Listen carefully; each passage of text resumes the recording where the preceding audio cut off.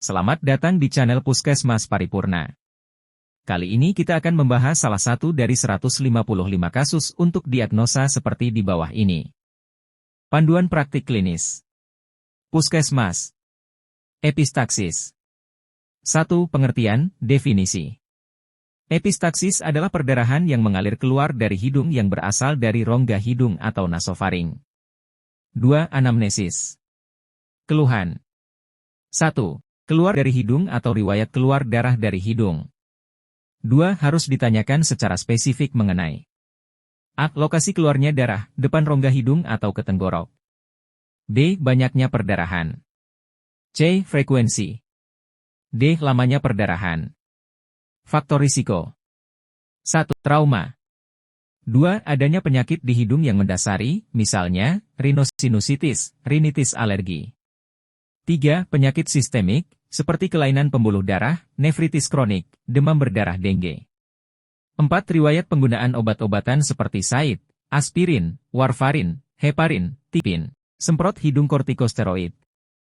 5. Tumor, baik jinak maupun ganas yang terjadi di hidung, sinus paranasal, atau nasofaring. 6. Kelainan kongenital, misalnya, hereditary hemorrhagic telangiectasia, Osler's disease. 7. Adanya deviasi septum. 8. Pengkungan, misalnya tinggal di daerah yang sangat tinggi, tekanan udara rendah, atau lingkungan dengan udara yang sangat kering. 9. Kebiasaan. 3. Pemeriksaan fisik. 1. Rinoskopi anterior. Pemeriksaan harus dilakukan secara berurutan dari anterior ke posterior.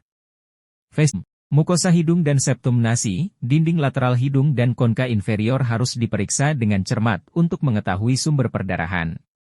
2. Rinoskopi posterior. Pemeriksaan nasofaring dengan rinoskopi posterior penting pada pasien dengan epistaksis berulang untuk menyingkirkan neoplasma. 3. Pengukuran tekanan.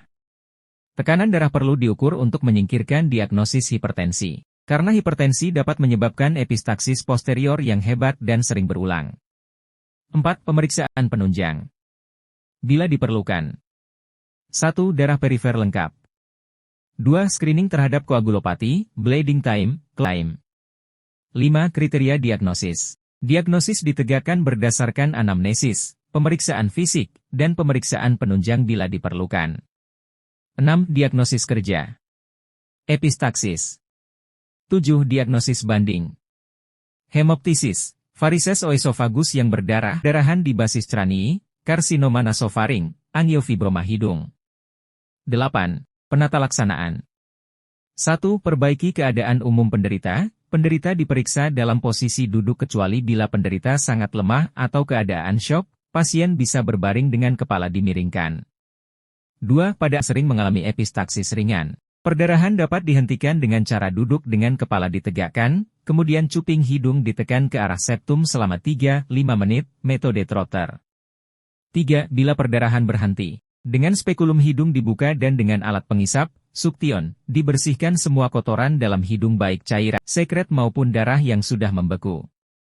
4. Bila perdarahan tidak berhenti, masukkan kapas yang dibasahi ke dalam hidung dengan larutan anestesi lokal yaitu 2 cc larutan lidokain 2% yang ditetesi 0,2 cc larutan adrenalin 1/1000. Hal ini bertujuan untuk menghilangkan rasa sakit dan membuat vasokonstriksi pembuluh darah sehingga perdarahan dapat berhenti sementara untuk mencari sumber perdarahan. Sesudah 10-15 menit kapas dalam hidung dikeluarkan dan dilakukan evaluasi. 5. Bila dengan kaustik perdarahan anterior masih terus berlangsung, diperlukan pemasangan tampon anterior dengan kapas atau kain kasai vaselin yang dicampur betadin atau zat antibiotika. Dapat juga dipakai tampon roll yang dibuat dari kasa sehingga menyerupai pita dengan lebar kurang 1/2 cm. Diletakkan berlapis-lapis mulai dari dasar sampai ke puncak rongga hidung. Tampon yang dipasang harus menekan tempat asal perdarahan dan dapat dipertahankan selama 2x24 jam. Selama 2 hari dilakukan pemeriksaan penunjang untuk mencari faktor penyebab epistaksis.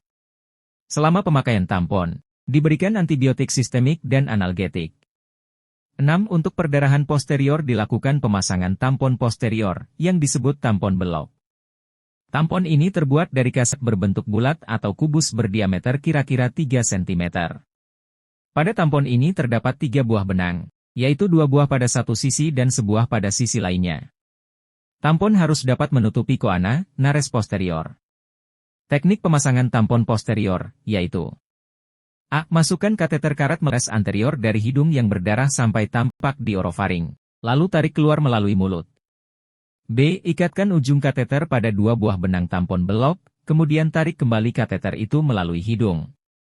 C. Tarik kedua ujung benang yang sudah keluar melalui nares anterior dengan bantuan jari telunjuk, dorong tampon ke nasofaring. Jika dianggap perlu, jika masih tampak perdarahan keluar dari rongga hidung, maka dapat pula dimasukkan tampon anterior ke dalam kafum nasi. D. Ikat kedua benang yang keluar dari nares anterior pada sebuah gulungan kain kasa di depan lubang hidung, supaya tampon yang terletak di nasofaring tidak bergerak. E. Lekatkan benang yang terdapat di mulut dan terikat pada sisi lain dari tampon belok pada pipi pasien. Gunanya adalah untuk menarik tampon keluar melalui mulut setelah 2-3 hari. F. Berikan juga obat hemostatik selain dari tindakan penghentian perdarahan itu. 9. Edukasi. Memberitahu pasien dan keluarga untuk mengidentifikasi penyebab epistaksis, karena hal ini merupakan gejala suatu penyakit, sehingga dapat mencegah timbulnya kembali epistaksis. 2. Mengontrol tekanan darah pada penderita dengan hipertensi. 3. Menghindari membuang lendir melalui hidung terlalu keras. 4. Menghindari memasukkan benda keras ke dalam hidung, terjadi sehingga dibutuhkan pengawasan yang lebih ketat pada pasien anak. 5. Membatasi penggunaan obat-obatan yang dapat meningkatkan perdarahan seperti aspirin atau ibuprofen. 10 kriteria rujukan. 1. Bila perlu mencari sumber perdarahan dengan modalitas yang tidak tersedia di layanan tingkat pertama, misalnya nasoskopi. 2. Pasien dengan epistaksis yang curiga akibat tumor di rongga hidung atau nasofaring. 3. Epistaksis yang terus berulang atau masif. 11. Prognosis. 1. Ad vitam, bonam. 2. Ad functionam, bonam. 3. Ad sanationam. 12. Referensi. Keputusan Menteri Kesehatan Republik Indonesia Nomor HK 0202 Menkes 514/2015 tentang panduan praktik klinis bagi dokter di fasilitas pelayanan kesehatan tingkat pertama.